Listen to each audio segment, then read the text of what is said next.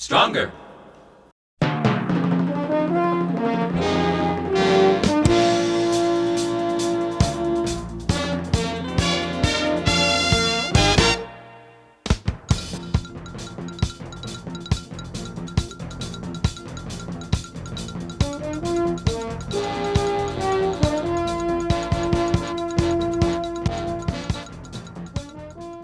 Good evening, this is Newsview. I'm Michael Badger. Tonight's top story is that Illinois' unemployment rate increased the most in the nation in 2011, according to IllinoisPolicy.org, which is the website of the Illinois Policy Institute. And they say that Governor Pat Quinn is preparing for the State of the State address on February 1st, and he's going to find it difficult to defend the state's economic policies, which have resulted in more unemployment in Illinois in 2011. Almost a year after Illinois' record income tax increase, the state's unemployment woes contrast starkly with the slow but positive national economic recovery. Unemployment rates in 46 states dropped since January 2011, and some dramatically. Illinois unemployment rate on the other hand, was 9.8% in December, up from 9% in January of 2011. Simply put, Illinois placed more people on the unemployment rolls than any other state in the country. And Illinois leadership, they say, had substantive policy options when it began in 2011 with major fiscal challenges, but rather than reduce spending, tackle its pension problems, and reduce the cost of doing business in Illinois, officials chose to kick off the year with the largest tax hike in state history. And they say the results of this were more deficits, an estimated $7 billion in unpaid bills, and downgrade by Moody's credit agency to the lowest rating in the country. So basically, Illinois has unemployment and debt more than any state in the country. And according to CBS's WBBM, gun owner ID card use and registering has soared in Chicago after a ban on guns has been lifted. They say that about 122,000 people possessed FOID cards at the beginning of this year, compared to 105,000 at the beginning of 2010, said Monique Bond, spokeswoman for the Illinois State Police. Illinois residents must possess a FOID card to buy guns in the state.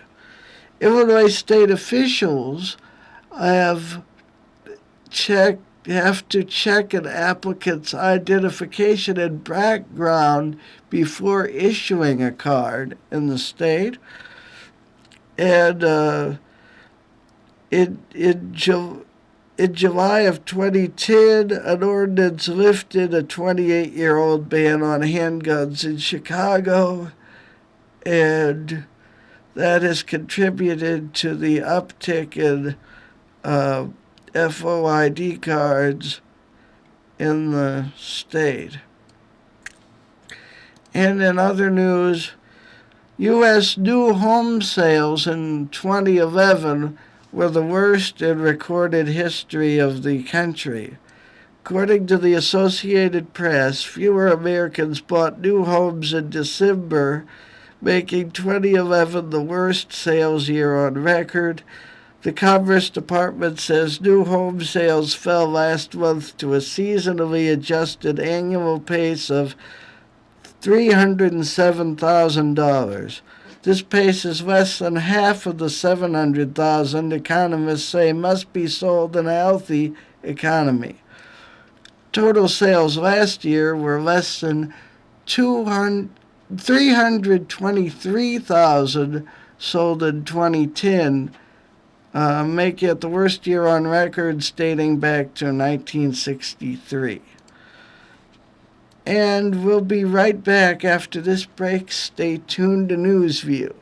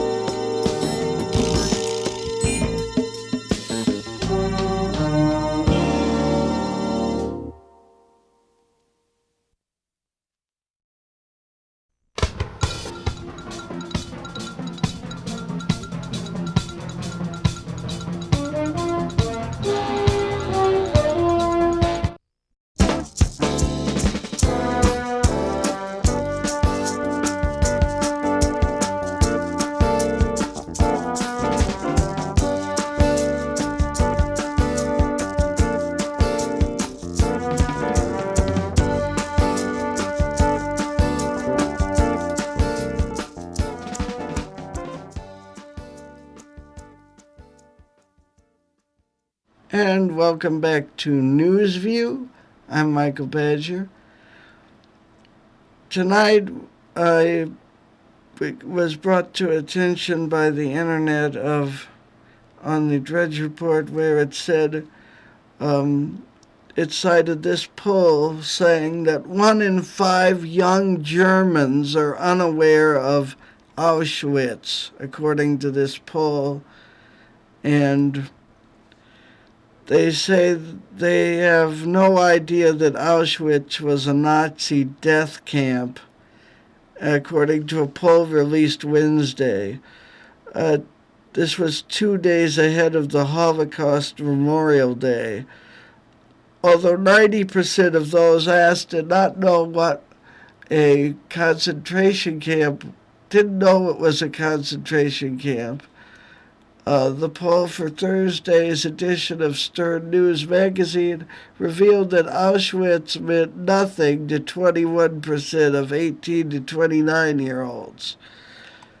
And nearly a third of the 1,002 people questioned Thursday and Friday of last week for that poll were unaware that Auschwitz was in today's Poland.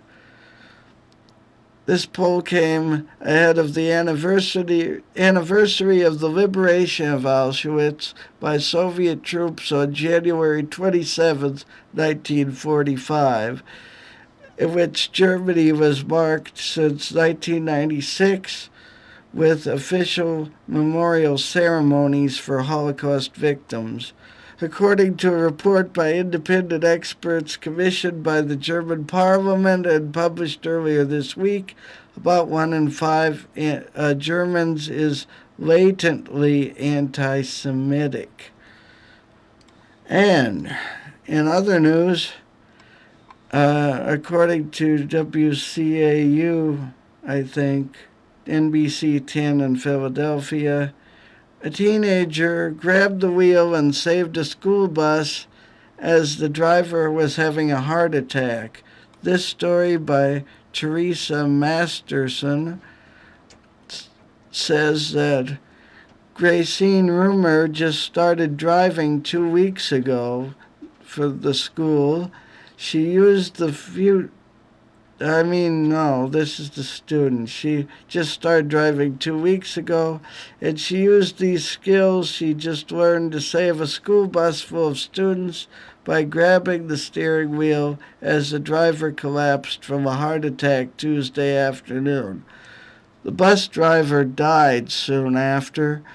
I just realized there's no one driving this bus, quote unquote. I need to do something, Rummer said. Rummer, the 17-year-old senior at Calvary Christian Academy in northwest Philadelphia, had been driving to school for practice a lot lately, but luckily for all on Tuesday, she happened to take the bus's wheel as the driver was dying of a heart attack. Rummer and about 36 other students were riding in that bus when 51-year-old driver Charles Duncan suddenly crumpled to the floor at about 3:30 p.m. With Duncan obstructing the brake pedal, Rummer acted quickly, grabbing the wheel and moving bus and making a U-turn to slow it down and change direction as it was heading into oncoming traffic, witnesses say. And in other news, Mahmoud Ahmadinejad says Iran is ready to resume nuclear talks. That, according to the Huffington Post. In Tehran, Iran, it says Iran is ready to revive talks with the U.S. and other world powers. President Mahmoud Ahmadinejad said Thursday that they are ready to revive the talks, but suggested that Tehran's foes will have to make compromises to prevent negotiations from again collapsing in stalemate. Iran's insistence that it will never give up uranium enrichment, which is the process of making material for reactors as well as weapons, scuttled negotiations a year ago and still looms as a potential deal breaker, even as tougher Western sanctions target Iran's critical oil exports. Ahmadinejad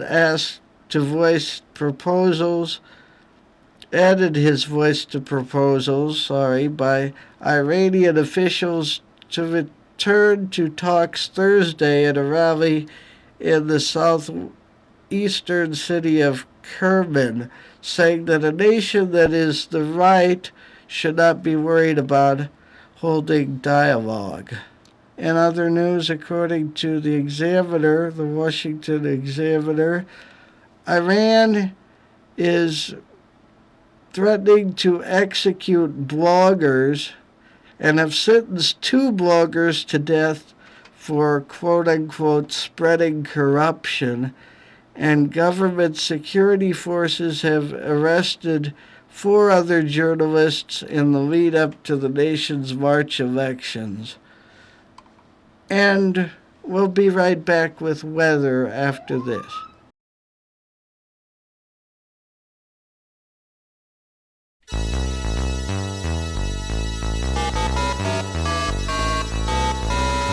Code 405.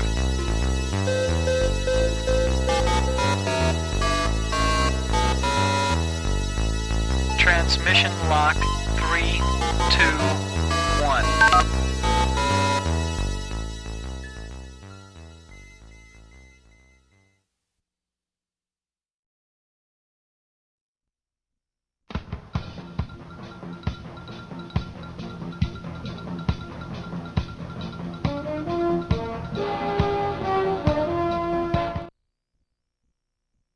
And this is your NewsView weather forecast for the weekend of January 27th, 28th, and 29th, 2012. Friday night, a low temperature of 28 degrees Fahrenheit with 40% chance of rain or snow. Saturday, high 40 degrees Fahrenheit, mostly sunny skies.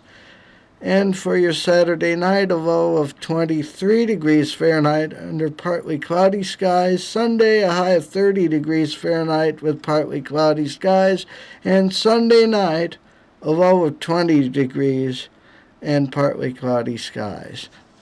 I'm Michael Badger, and this has been your News View weather for this weekend.